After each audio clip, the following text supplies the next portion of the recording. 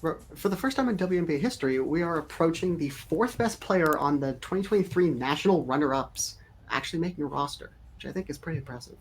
It's a landmark win for WNBA expansion. Today we're talking about WNBA preseason debuts for this year's rookies. We'll also talk about some other players that have showcased a lot of different stuff for us in preseason so far.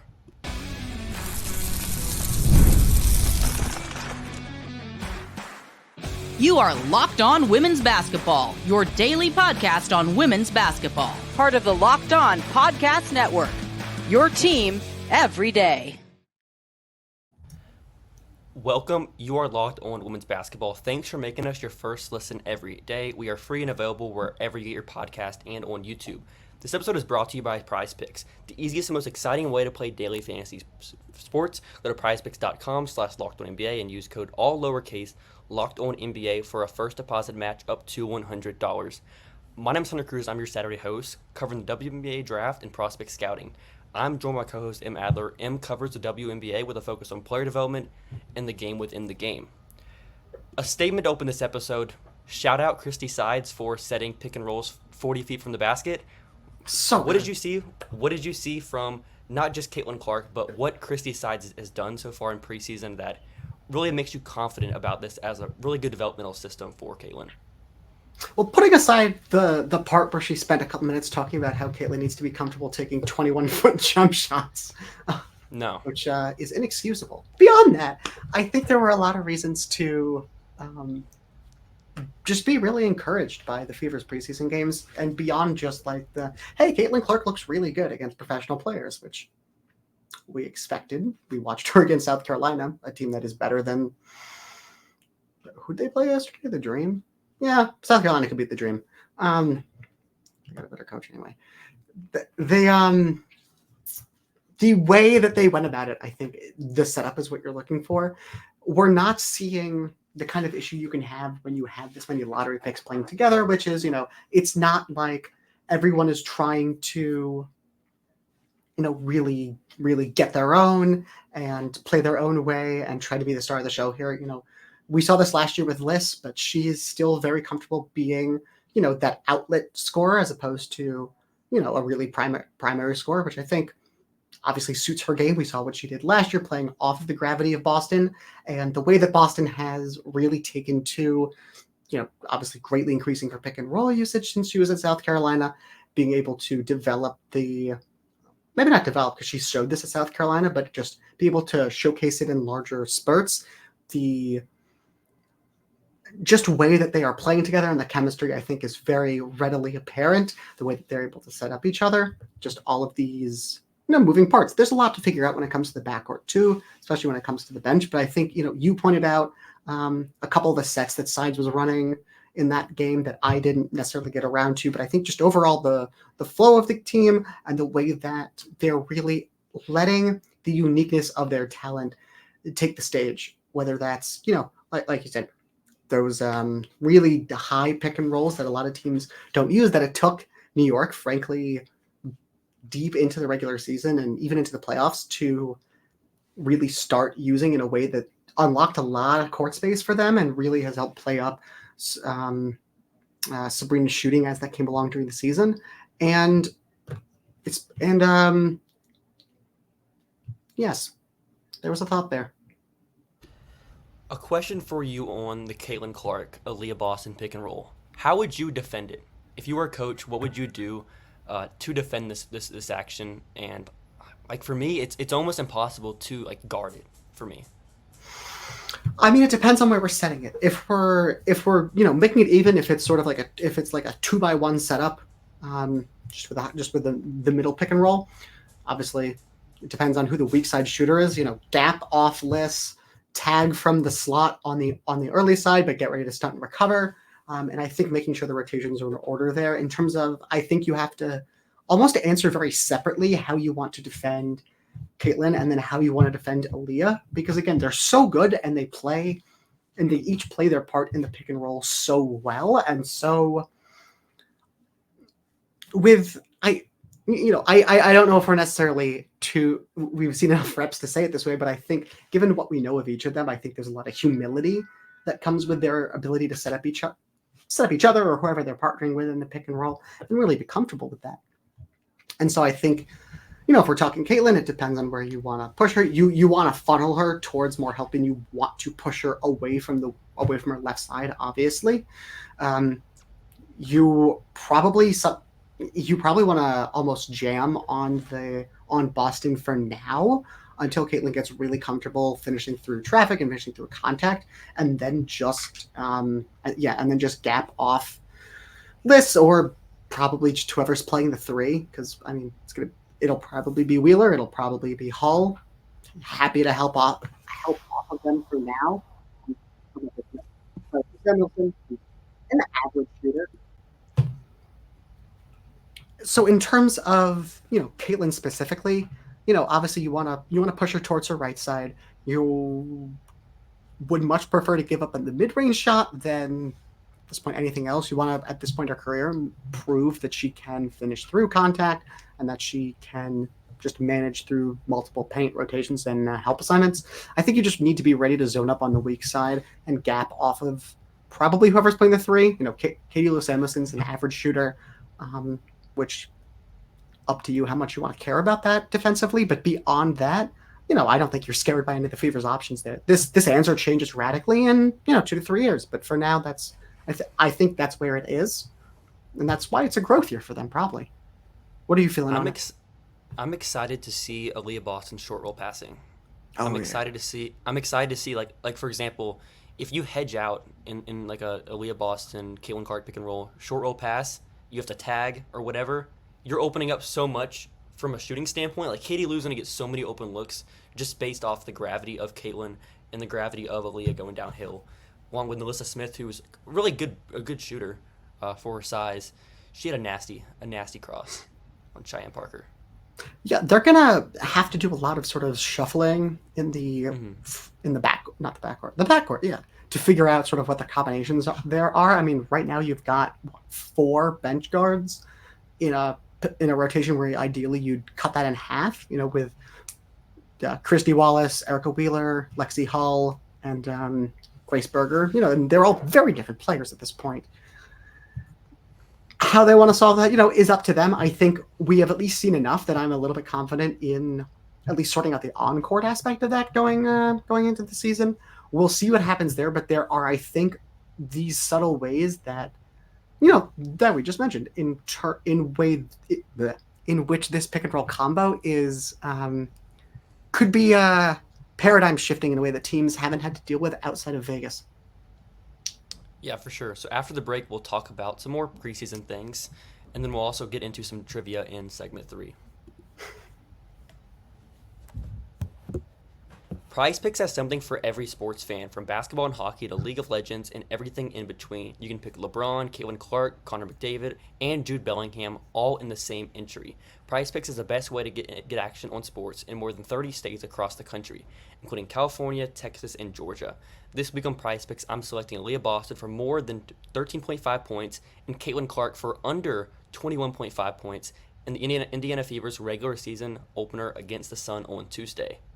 Passion, drive, and patience, the formula for winning championships, is all what keeps your ride or die alive. eBay Motors has everything you need to maintain your vehicle and level it up to peak performance. Superchargers, roof racks, exhaust kits, LED lights, and more.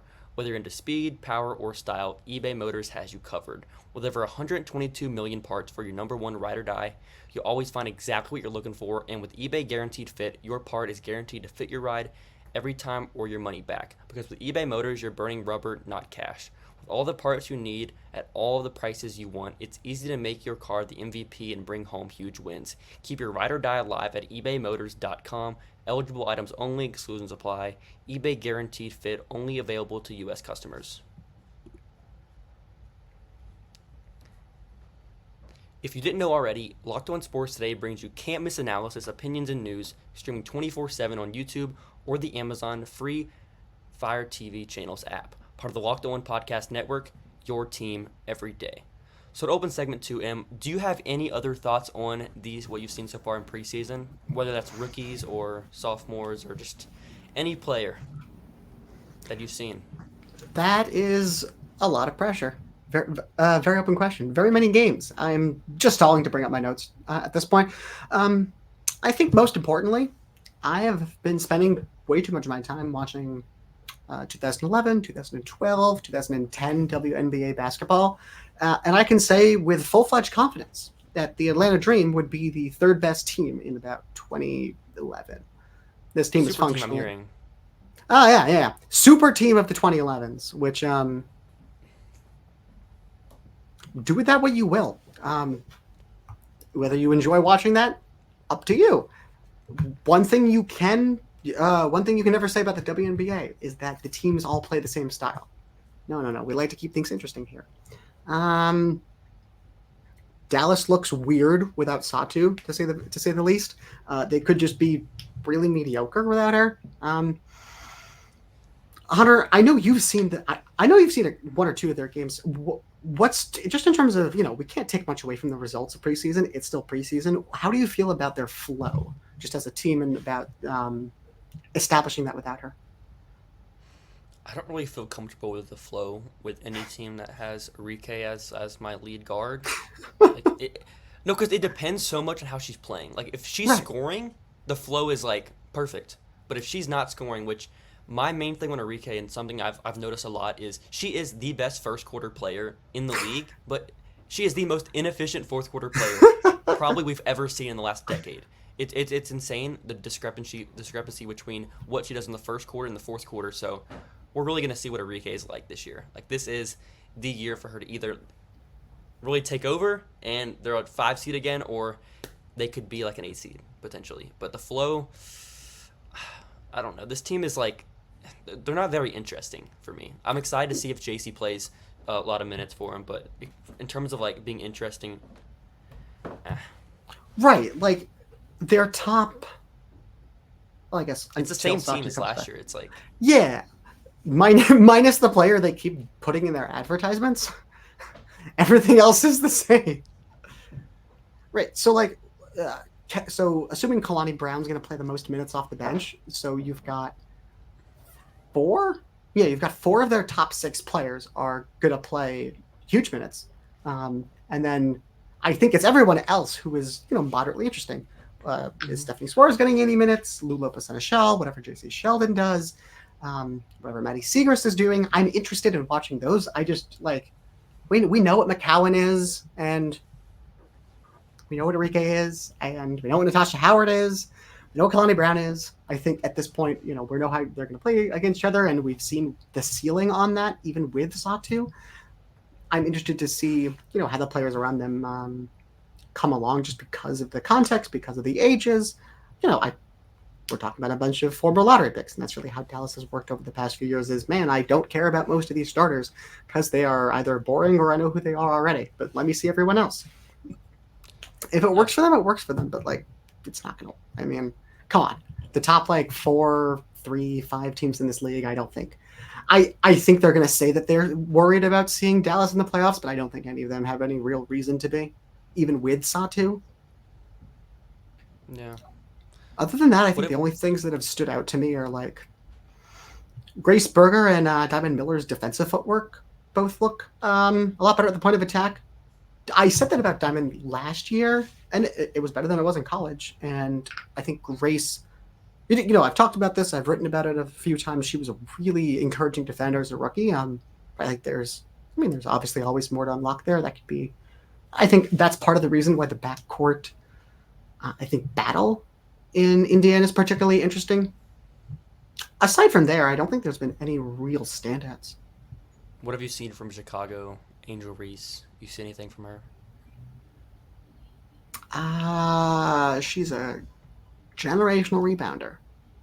She hustles hard. She's a very good competitor. It's hard to, the reason I'm talking like this is she's a good player. It's just hard to take away much from Chicago. It'll be in the regular season, let alone the preseason, just because so many of those players just would not be in the top 7 of a good team's rotation, and they are in just such a rough spot as things go there.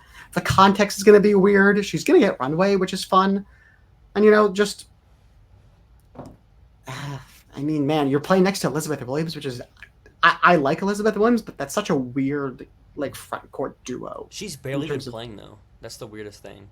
Angel or Elizabeth? Elizabeth Williams. Huh. She got like That shows you what I know. She got like 15 minutes or something. Like they were playing Bree Turner over her in the last preseason game that I saw.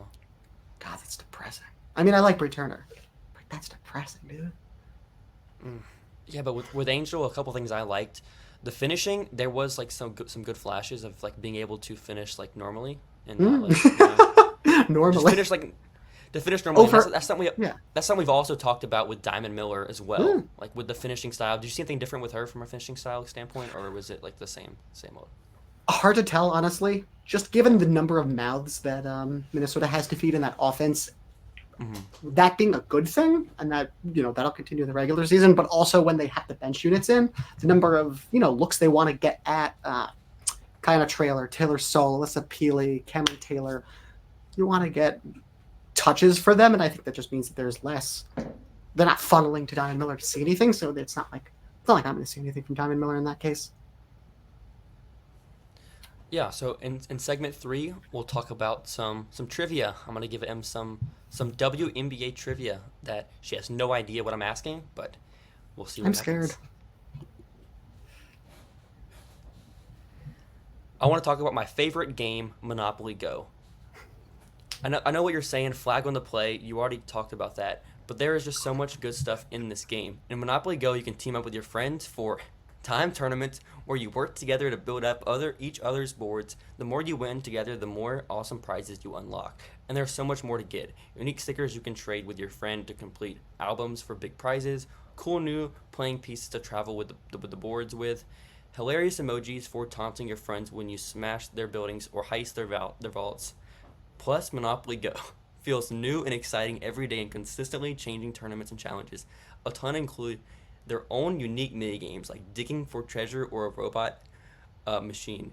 And there's always new timed events that help you win big, like massive multipliers for everything you win or rent frenzies. There's always something fun to discover in Monopoly Go, so get off the bench and go download it free on Google Play or the Apple Store. Game on. All right, so I'm going to give you 5 questions here. These 5 questions are going to get harder as they go. It's all on WNBA rookie performances we've seen. So I'll give define we've seen.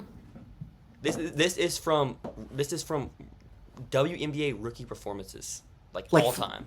Oh God. All time. Jesus. But these aren't random names to where the US wouldn't know. I didn't pick any. They're based on stats. I didn't pick any stats that were based on stuff like some random 13th player that. No, not 13th player, 12th player. So we're not getting any Sandrine Gruda here. We're not getting any Jontel Lavender up in this. No Amber Harris. No. All right. These are good players. These are good players. Okay. So the first one, this is probably the easiest one. Most assists in a single game by a rookie. I'm gonna go on. I want to. My inclination is obviously Sue Bird. I want to make sure I'm not overthinking it, or I want to make sure I'm not underthinking this. Point guards recently. Does anyone have like a? It's not recently. It's all time. I know all time, but like no good guards existed from like DT to like Sky. Could have been Sloot. Probably not Sloot. Yeah, I'm gonna go with Sue. This is the easiest one. I'm going with Sue. It was okay. It wasn't Sue, but it was before Sue. Wait, is this like a technicality sort of thing? No, it's just like an actual rookie. It's an actual rookie. Before Sue? Mm-hmm. Catch? Mm-mm. Before Sue. You gotta think passers. Oh, Teacha, son of a bitch. It's Teacha. 16 assists against our favorite team, the Cleveland Rockers, in 1998. Oh. That was your easiest one. That was my easiest one? I'm screwed. That was your easiest one. Why would I ever? Right, never most stocks in a single game. Most stocks in a single game by a rookie. I should say, do any of these include like a redshirt rookie, like Catch? No. There's Okay. actually 2 players that are tied for this one, Okay. which so you have a better chance. Am I allowed to get 2 guesses? Yeah, you get 2 guesses. All right, I'll 2 take guesses. it. I'm gonna go with Candace and Aliyah. My other one, I know Syl was like surprisingly not as impactful like her rookie season as she would be later in her career. Catchfield's you said it's not a red shirt, so we're gonna. Wait. I don't think it is. I don't think it is. I believe not, but it might. All right, I'm gonna go with Stu. I know it's not the right answer, but I'm gonna go with Stewie. No, it's early WNBA years. Early years. First 3 years. First To be 3 exact. years. Margot? But it was Margot. Oh, Margot. I really should have guessed Margot. Come on, she's 7'2". Margot. That's on me. That's on me. 11 stocks each. They were tied for the most. 11 stocks. Wow.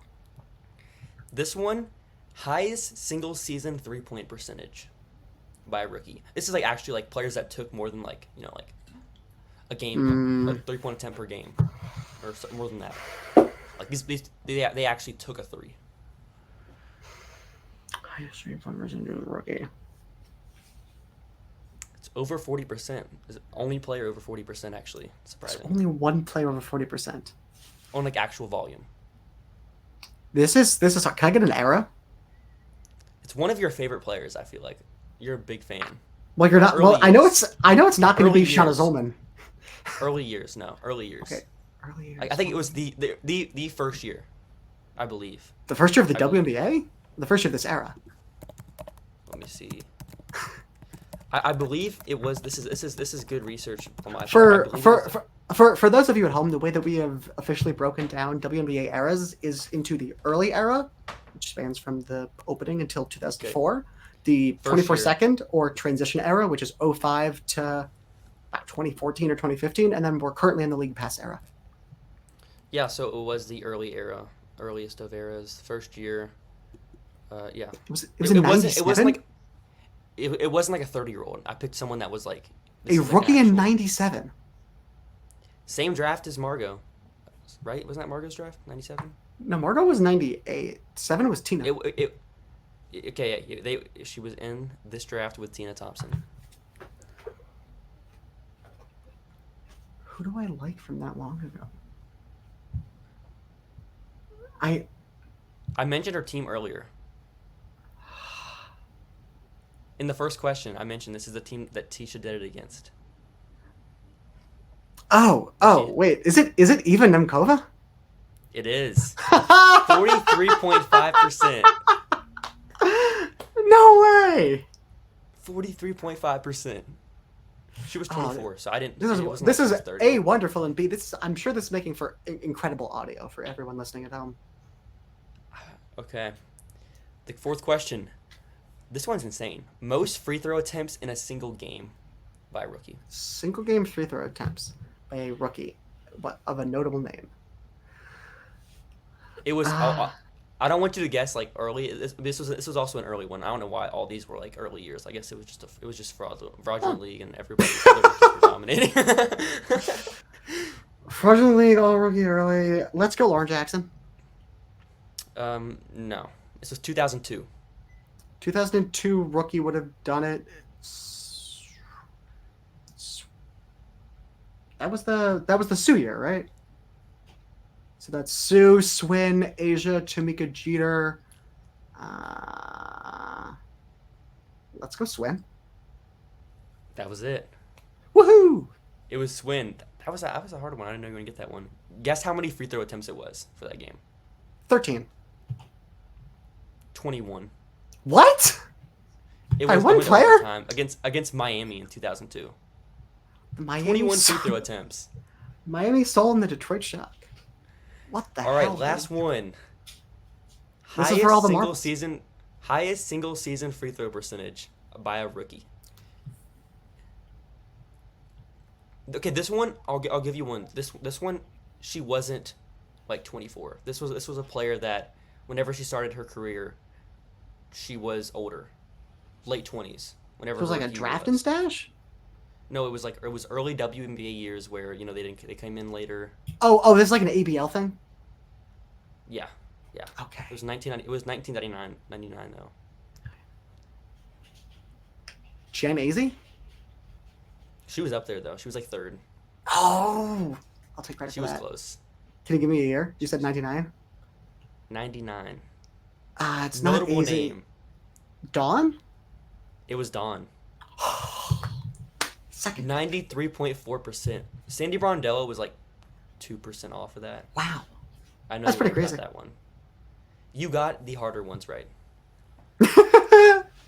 It is perfectly on brand, frankly. Yeah. Now I want to rapid fire some of these over/under questions for you. Right? How many rookies averaged 10 points per game this year?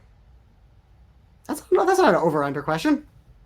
I mean, no, the next four are. What do you think an over/under is, Hunter?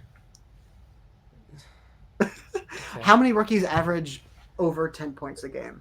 How many rookies average over/under 10 points per game? Does that work? I think all of them would average over or under 10 points. Yeah, hold on. How many players hit the over? I know. I'm honestly mostly just trying to stall so I can get the list of draftees up. There's no 2024. Okay, here we go. Caitlin, yes. Cam, yes. Camilla. That one's tough. Caitlin, yes. Cam, yes. Rakia, yes. JC, no. Aliyah, probably not. Angel, maybe. Alyssa, Peely, no.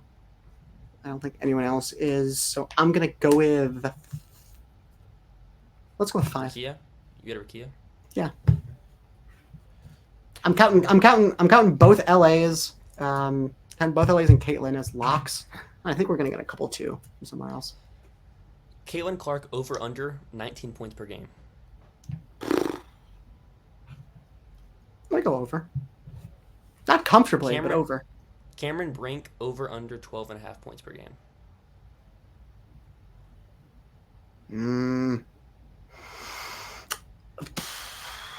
I feel like they're gonna play so many players this year. I was gonna say she's gonna get a lot of playing time And as the long as fouls. she doesn't get It's gonna into be the fouls. as long as she doesn't get into foul That's trouble. the problem. Let's, I'll say over. Angel Reese over under 11 points. Per game? Points per game. Under. Under. I think there's more ways she can get like 9 points a game than 12, just given the just given the context that they're in and the difficulty of, I think, the finishing and the height. Last one. Angel Reese over under 42.5% field goal percentage. She did shoot 44% in the second half of last year in college, like from January on. 44%. You think? Oh, that's tough. Over under 44%. No, 42.5%. Sorry, 42.5. I'll go over. Why not? She gets it. Yeah. All right, this was a good episode. Next week we'll be getting this was an episode. Next week we'll be back with no one can argue Lincoln. that. We'll be back with Lincoln to do our rookie scale draft. We'll be drafting. Hopefully we'll be back with Lincoln. If we're here next week, it's good. It's good. We'll be back here next week. Thanks for making Locked On Basketball your first listen every day. Join Team of the next week for continued coverage of women's college basketball, and we're gonna get into WNBA coverage as well. Coming here next couple months through April through May. It is May. Here. I forgot. I feel like it's April, but anyways, make your second listen Locked On Sports today. The first. This is ever what happens to our national brains sports after we're 24/7. done with the draft boards. We're done. Yeah, but have a great rest of your weekend, everyone.